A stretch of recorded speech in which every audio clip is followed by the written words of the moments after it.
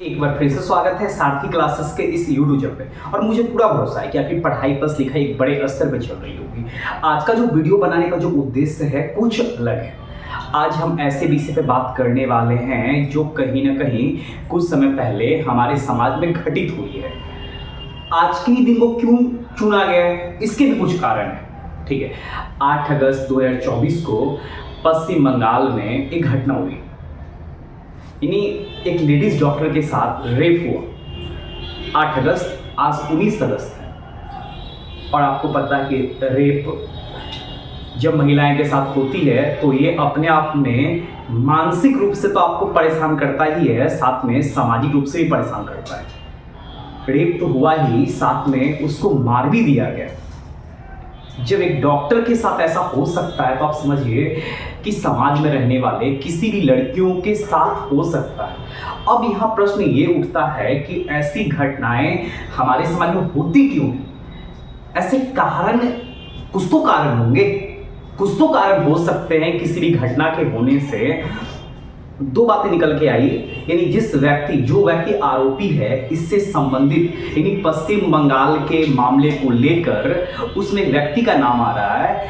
यानी जब वो रेप वाली घटना को अंजाम दे रहा है, साथ में वो लड़की को मार रहा है, उससे पहले वो पॉर्न का मतलब होता है गंदी फिल्में, और साथ में रेड लाइट एरिया जा चुका था और हमेशा आता रहता था। ठीक है, इसका मतलब ये हुआ कि कहीं ना कहीं वो ऐसे कामों में संलग्न था, इन्हीं गलत कार्यों में संलग्न था। जो अभी वर्तमान की जो दुनिया चल रही है, हम सबके पास मोबाइल है, या बच्चे की उम्र 8 साल के हो या 9 साल के हो, या समाज में रहने वाले 70 साल के लोग, 80 साल के लोग, उनके पास मोबाइल है। बड़ों की बात समझ आती है, लेकिन जब छोटे के लेवल पे जब हम बातें करते हैं, यानी अगर कोई बच्चे 8 क्लास में पढ़ रहा है, 6 में पढ़ रहा है, 9 में पढ़ रहा है, 10 में पढ़ रहा है, जैसे जैसे समाज हमारा आगे बढ़ रहा है वैसे वैसे चीज़ों को तो अपनाना ही होगा। लेकिन बात ये भी आती है कि छोटे बच्चों को जो चीज़ पहले नहीं देखना चाहिए, जो चीज़ उतना नहीं जानना चाहिए, अब वे उसके एडिक्ट हो रहे हैं, आदी हो रहे हैं। एडिक्ट का मतलब ये होता है कि आदत लग जाना, यानी आपको कोई गलत कामों के एडिक्ट हो जाते हैं।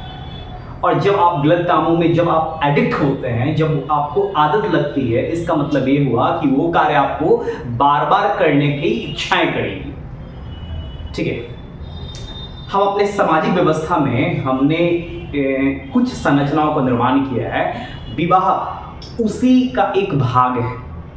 हम ये कहते हैं कि सबकी एक उम्र होती है, लेकिन जो बच्चे छोटे हैं, अगर किसी भी बातों को अगर पहले ही देख लें, पहले ही जान लें, इसका मतलब ये हुआ कि उस विषय से संबंधित उस बच्चे को न सही पता है न गलत पता है, न सही पता है न गलत पता है। इसका मतलब क्या हुआ, वो कहीं ना कहीं कुछ ना कुछ करने की कोशिश जरूर करेगा। इसलिए आप अलग अलग समय में पेपर के माध्यम से, न्यूज चैनल के माध्यम से आप ये देखते हैं कि किसी क्षेत्र में कोई घटनाएं हो गई है और छोटे बच्चों ने अंजाम दिया है। ये जो घटना जो पश्चिम बंगाल में हुई है घटना, वो कहीं ना कहीं किसी वयस्क लोगों ने किया है। लेकिन हम इसलिए बात करते हैं कि जब घटना हो चुकी है, जो पीड़ित है उसकी भी हत्या भी की जा चुकी है, लेकिन हमारे समाज में ऐसी घटना ना हो तो उसके लिए हम क्या क्या कर सकते हैं, हम क्या नहीं कर सकते हैं। कहने को ये तो 21वीं सदी है, लेकिन आप कह सकते हैं कि कहीं ना कहीं सबसे ज़्यादा असुरक्षित समय चल रहा है समय के साथ। यानी हम कहीं महिलाओं की नारी सशक्तिकरण की बात करते हैं, हमारे देश में उसी महिलाओं के साथ गलत व्यवहार होता है, रेप जैसी घटनाएं होती है। जिस नवरात्रि में हम माता की कामना करते हैं, माता की पूजा करते हैं, और उसी माता के स्वरूप के साथ गलत व्यवहार होता है। तो इसका मतलब ये हुआ, एक शब्द आता है दोगले। एक दोगला का मतलब होता है, या हम इसे नकारात्मक रूप से नहीं कह सकते, कि हमारे अंदर ही दो तरफा व्यवहार होता है। हम हमेशा फायदे उठाने की कोशिश कर रहे होते हैं। इसलिए हमेशा हम लड़कियों को विशेष रूप से कहते हैं, या लड़कियां छोटी हुए बड़े, कि अब चांद मत बनो। कोई कहता है कि अब तुम तो चांद की तरह लग रही हो। चांद नहीं बनना है, सूर्य बनना है। कि अगर कोई आपकी तरफ कोई गलत निगाह से देखे या कोई अपना ही क्यों ना हो,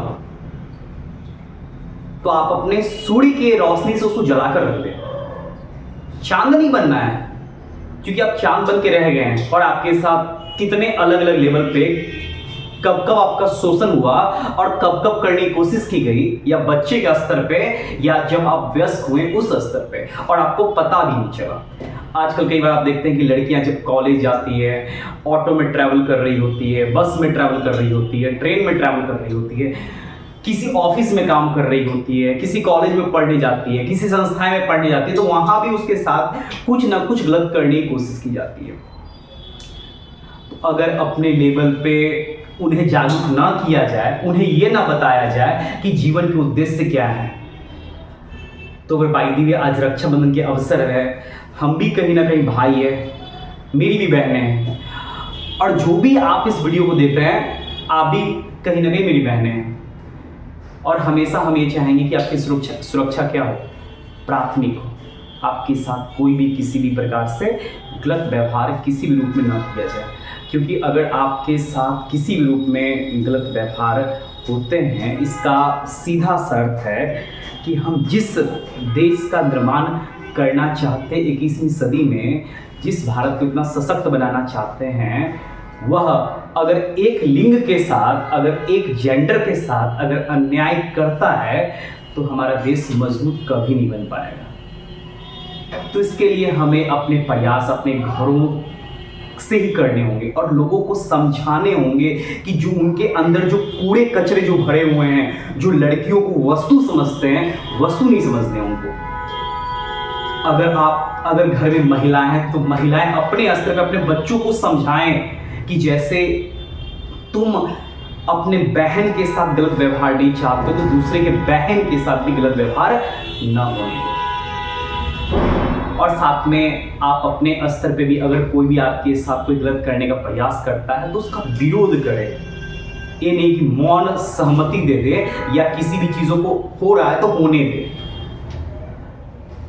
तो मुझे पूरा भरोसा है कि इस वीडियो को जिस उद्देश्य से बनाया गया है वो उद्देश्य हमारा पूरा जरूर होगा। Thank you. एक बार फिर से आप सभी को राखी की ढेर सारी शुभकामनाएं।